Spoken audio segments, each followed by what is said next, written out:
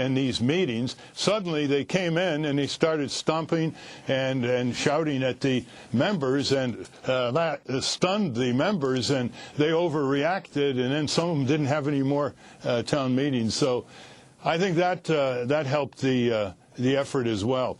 And I think it's quite clear that when the media knows there's big money behind any kind of grassroots movement, and there is big money, the Koch brothers, for example, and others are pouring money into what's called the Tea Party movement, they tend to cover it even more. It's just that it's like Ross Perot. When they knew he was a multi-billionaire, they covered him. I'm not a multi-billionaire, so they didn't cover me, even though my polls were pretty high to get on the presidential debates. What about David and Charles Koch? Can you explain Well, they've been and properly exposed in the New Yorker by Jane Mayer. I think they represent something that is not paralleled on the progressive side. There are a lot of mega-billionaires pouring money over the years. They helped create the Heritage Foundation, the Cato Institute, a lot of these right-wing think tanks. They poured money into candidates and into the Republican Party. On the right-wing, corporate wing side, on the progressive side, the civic side, let's say, you don't have that kind of parallelism. George Soros, once in a while, puts some money in, but there are a lot of mega-billionaires who are liberal, relatively, have some enlightened background, but they're not countervailing the weight of the power of the other side. And that's reflected in the 7-to-1 ratio in these new Citizen United 501c4 groups this year in favor of the Republicans. Ralph Nader, you have a piece called Doomsday for Democrats. Will they be demolished by the most craven Republican Party in history? Will they be? And yes, what do you mean by right that? now, I think if the trends bear out, Amy, well, once again, the Democrats will demonstrate to the American people they cannot defend the country against the most craven Republican Party in history. I mean, I've never seen worse Republicans. With every ounce of potential tolerance I have toward the Republicans, I can say that I have never seen crueler, more vicious, more unknowing Republicans in the Congress, with very few exceptions like Walter Jones from North Carolina. So what we see here is complicity. When people say, gee, why aren't the wars an issue? Well, because the Democrats are complicit in both the Iraq and Afghanistan war. Well, why isn't corporate welfare and subsidies and bailouts of Wall Street crooks an issue? Well, because the Democrats have done the same thing as the Republicans. Just now they're giving away the store to the taxpayer share in General Motors in the IPO that's about to be issued. And they say, well, why aren't the Democrats making a big deal of corporate crime against consumers and workers and issues like minimum wage and card check? Because the Democrats don't want to be involved in that. They're dialing for the same corporate dollars. They say, well, why aren't the Democrats raising these great civil liberty issues, like what's in the Patriot Act? Well, they just rubber-stamped another renewal over a year ago of the Patriot Act. So that's why they can't draw a bright line between the Democrats and Republicans, as Franklin Delano Roosevelt did in making the people think that the Republicans were the party of big business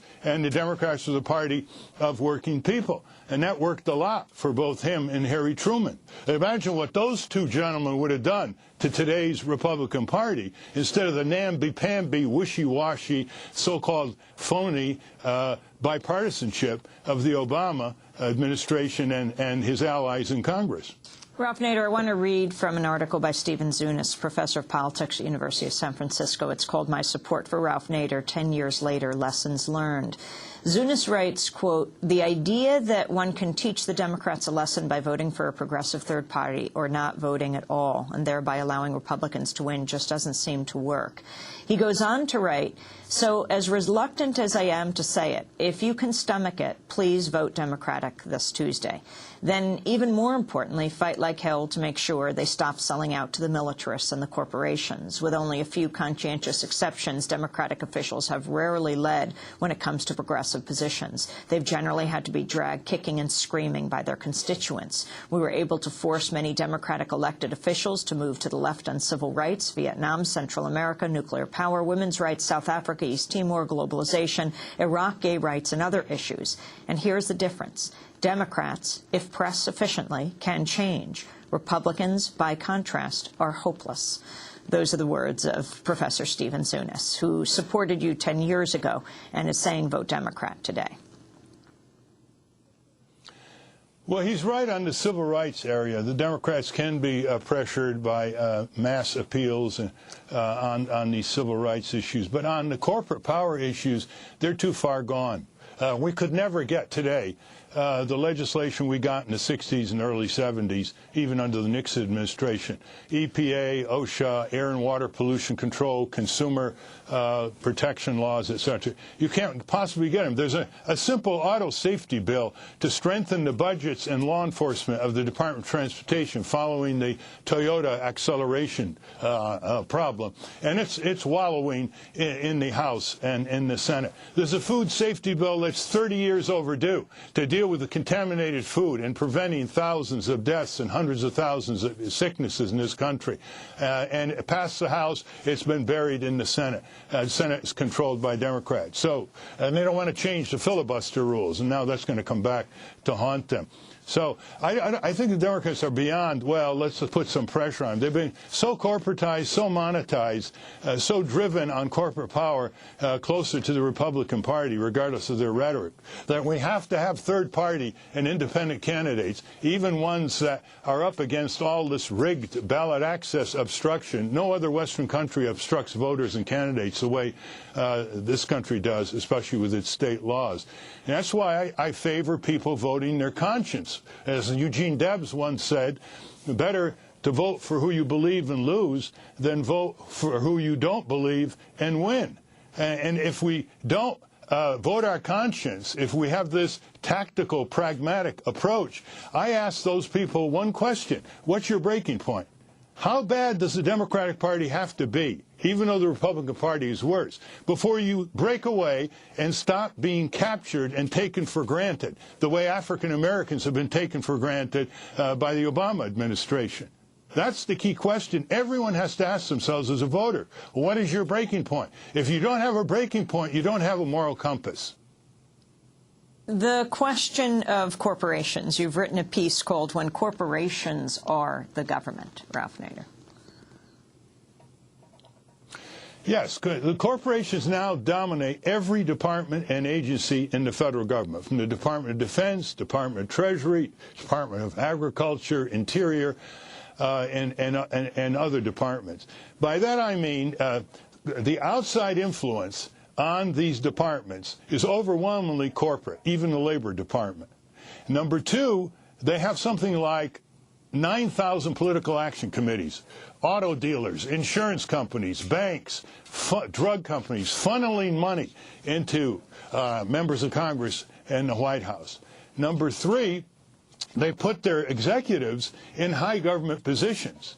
Now, nobody comes close to that kind of triple control of our government. And when Franklin Delano Roosevelt sent a message to Congress in 1938 to set up the Temporary National Commission on Corporate Concentration, and they did pass that, he said in his message, when government is controlled by private economic power, that's fascism. That was in 1938. And now, more than ever, we have a corporate government in Washington, D.C., corporate-occupied territory.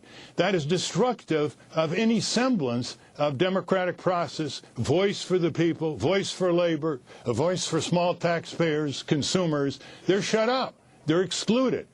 And we've got to completely revise our sense of routine in our country. And we have to start right at the neighborhood and form little republics, so to speak, of 100 people each, friends, relatives, neighbors, and begin studying the ways that people are controlled in this country, how giant corporations have no allegiance to the United States other than to control it or ship its jobs and industries to repressive fascist and communist regimes overseas who know how to keep workers in their place.